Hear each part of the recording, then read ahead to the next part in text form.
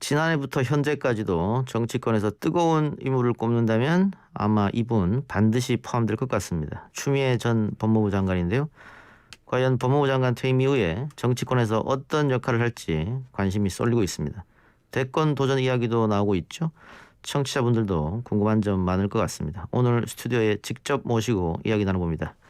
장관님 어서 오십시오. 안녕하세요. 예, 우리 청취자분들 또 보이는 라디오 시청자분들도 직접 이렇게 뵙는 건 오랜만일 것 같고 저도 개인적으로 한 2년 만에 그렇죠? 예, 뵙는 네. 것 같은데 퇴임하시고 시간이 좀 한 달쯤 지났습니까? 예, 그동안 네, 네. 어떻게 지내셨는지요? 처음으로 좀 자유스러워져서요. 여러 가지 생각도 좀 많이 하고 좀 여유를 좀 가졌었는데 또 최근에 예. 우리 사회 그 개혁을 위해서는 예. 올바른 방향을 누군가 알려줘야 되거든요. 예. 그런데 너무 팩트 체크 없이 엉뚱한 말씀을 하시는 분들도 생겨서 좀 SNS를 통해서 제가 알고 있는 부분을 짚어내고 하느라고 좀 공연이 좀 바빴습니다. 그 말씀하신 대로 최근에 SNS 활동도 다시 활발히 하시는 것 같고 네. 지난주부터 또 유튜브라든가 또 지상파 방송이라든가 인터뷰도 열심히 하시는 것 같더라고요. 네. 이유가 있을까요? 아까 얘기했던 가짜 뉴스 이런 거 바로잡는 거 말고라도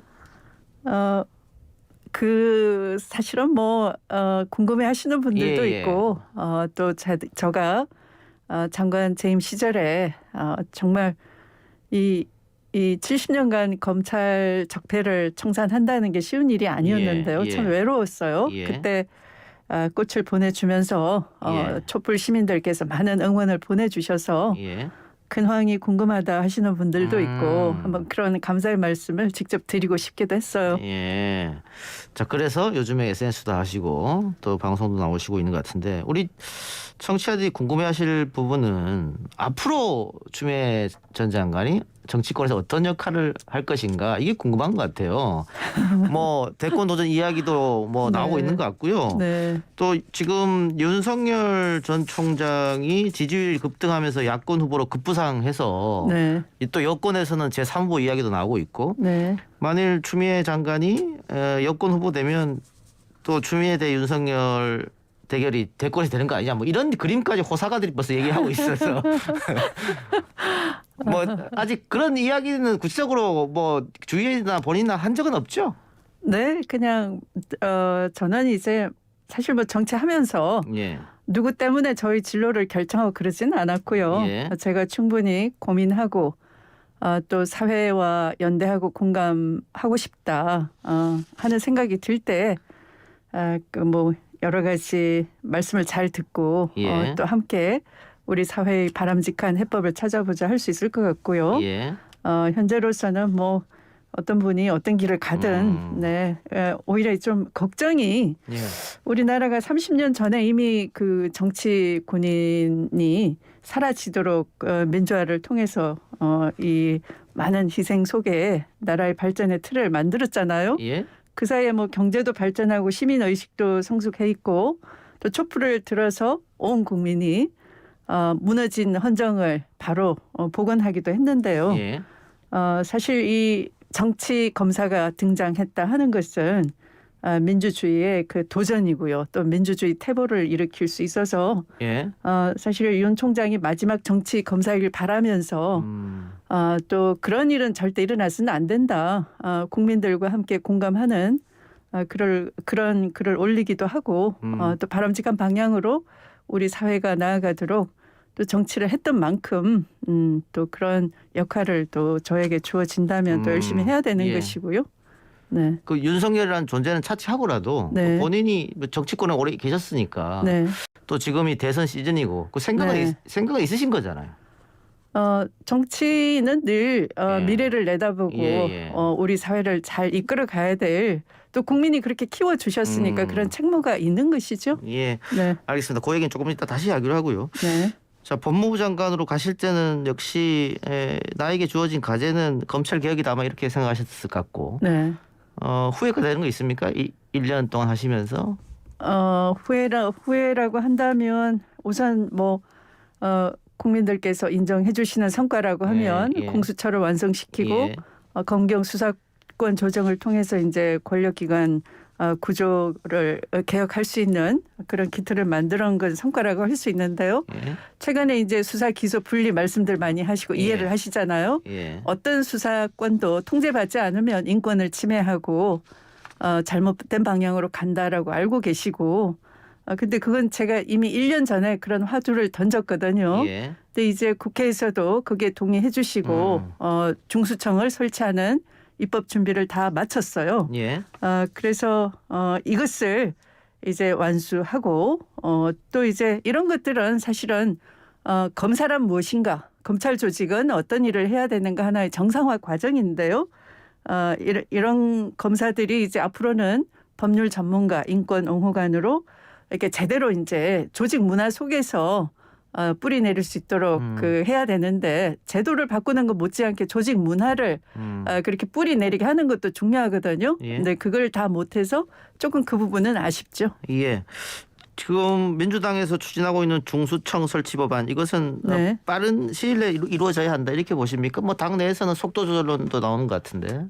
한 내년 1월 1일이면 사실은 중복 수사를 검사가 굳이 할 필요가 없게 돼요. 예.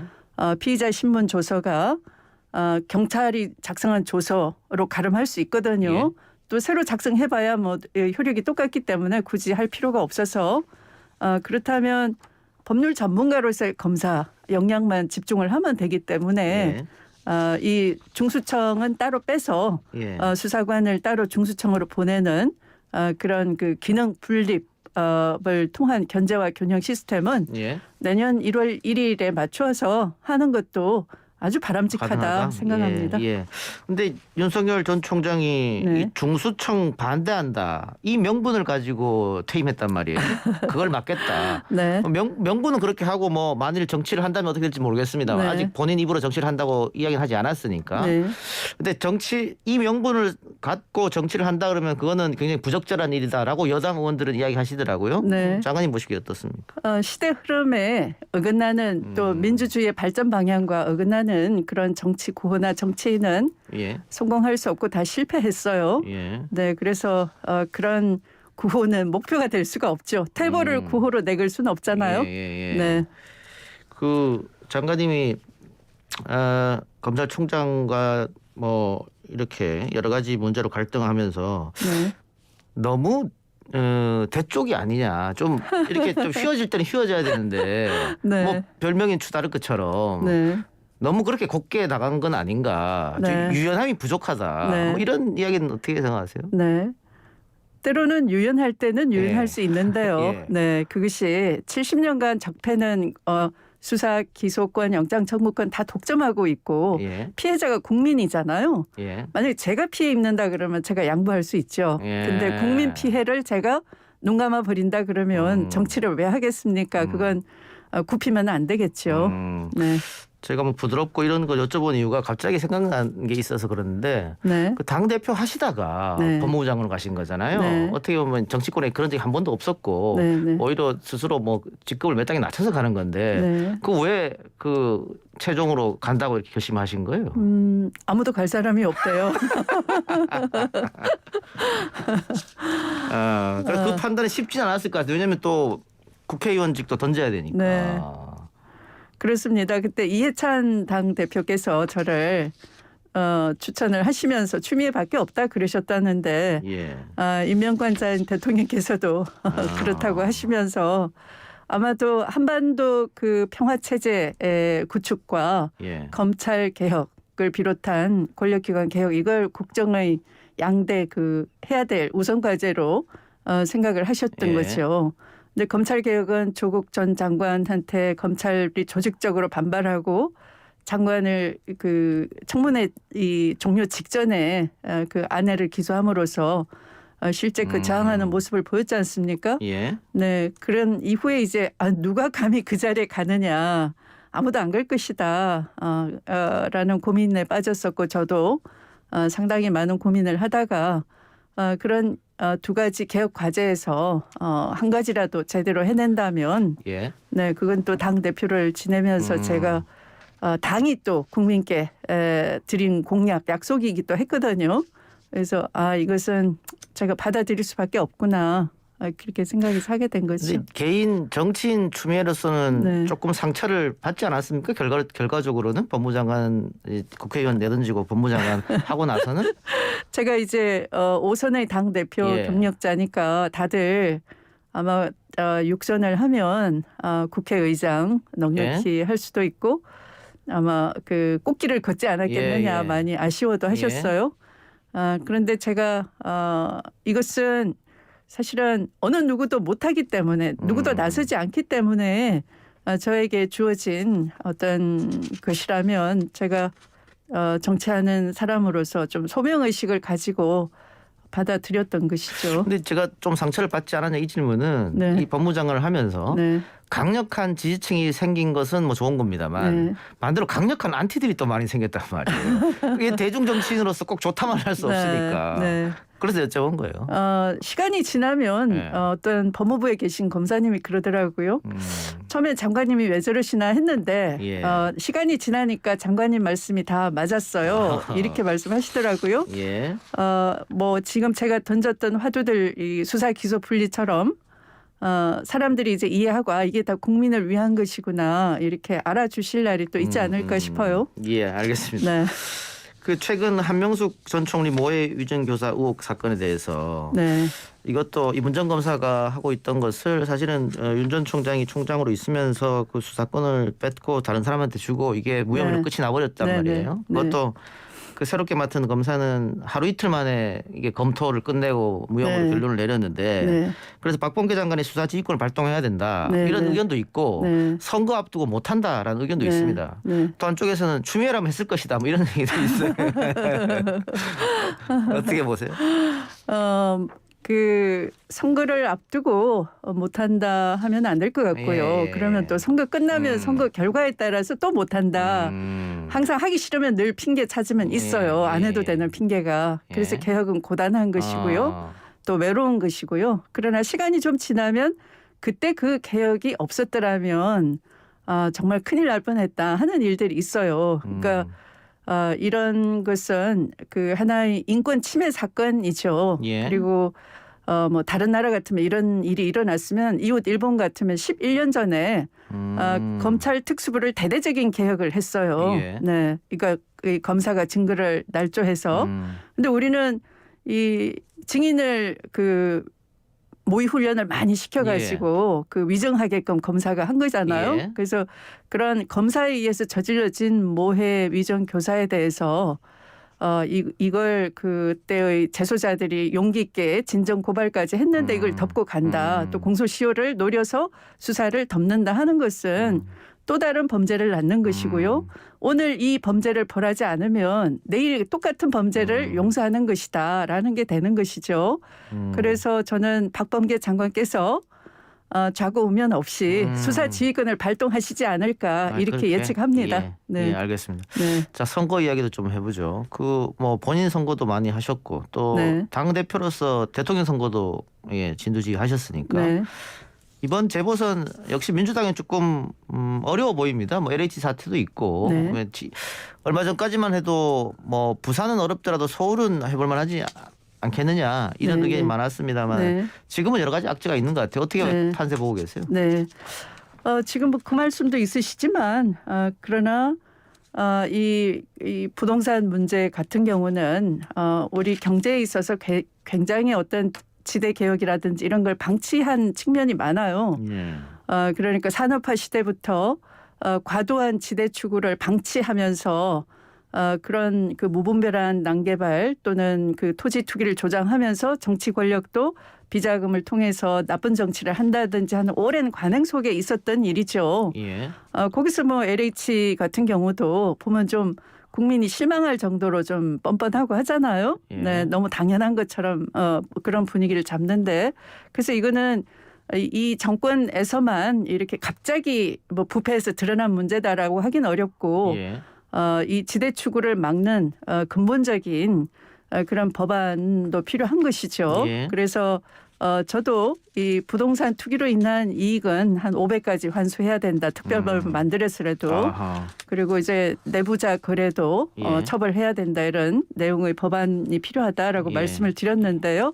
그래서 국민들이 이만하면 됐다 할 정도로 강력하게 조사하고 또 수사하고 그래서 빨리 신뢰를 회복한다면 그래도 이 정부는 믿을만하다 하는 것이고 그리고 뭐 박영선 후보 같은 경우는 상당히 일도 추진력 있고 정말 서울시장 많이 하고 싶었던 그 꿈꿔왔던 분이거든요. 예. 그래서 어떤 다른 후보들은 뭐 서울시장 자리를 하나의 그 대선 가는 가도 발판으로 여기는데 진정으로 서울시를 위해서 일할 사람, 저는 박영선 후보가 아닌가 생각합니다. 예. 네.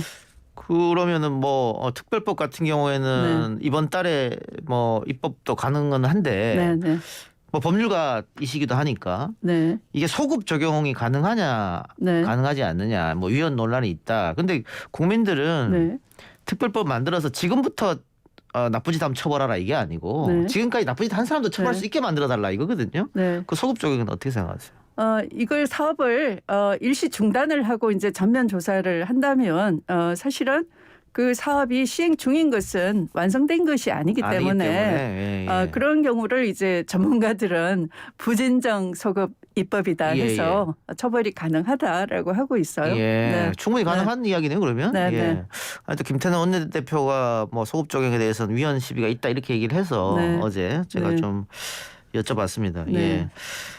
자, 이제 재보궐선거가 한 달도 안 남았고 네. 재보궐이 끝나면 바로 이제 대선 국면으로 접어드는 게 또 뭐 여의도 정치 시계니까요. 네, 네.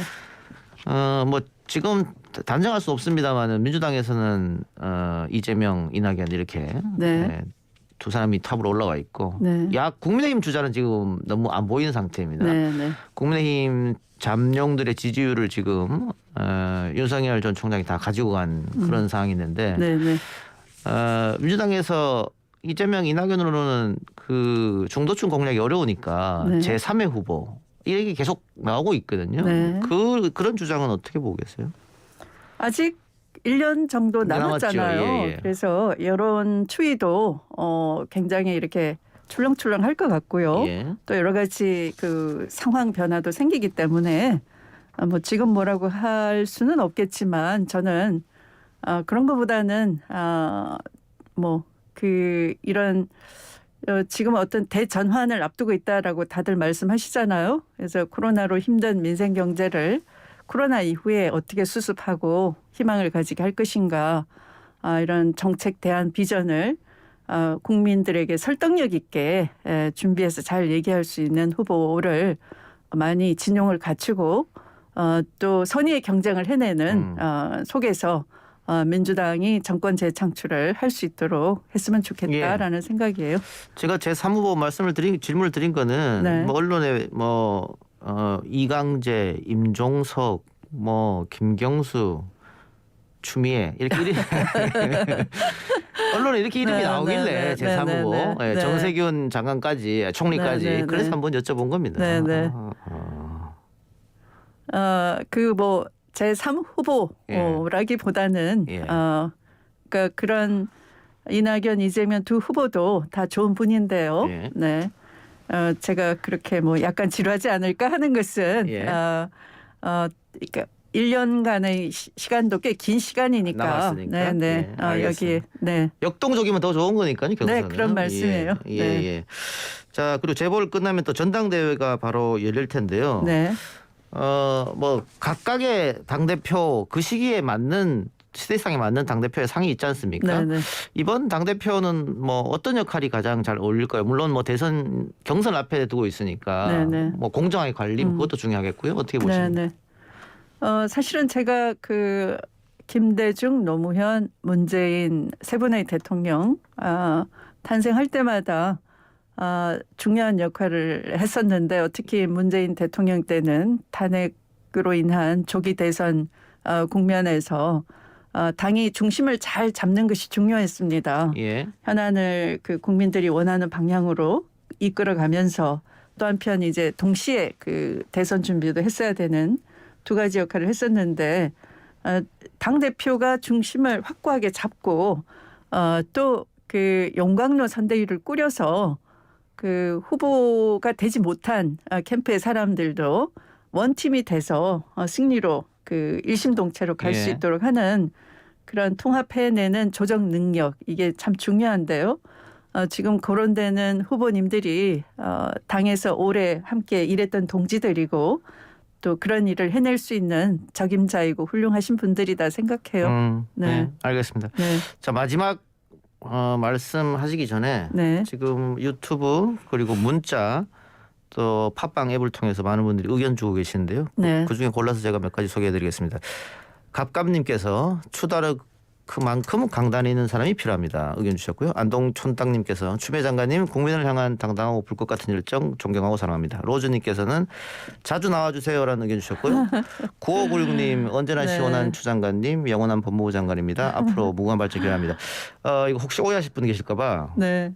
지금 문자 또 팟빵 앱 또 유튜브로 제가 조금 비난 댓글을 읽어드리려고 그랬는데 지금 없어가지고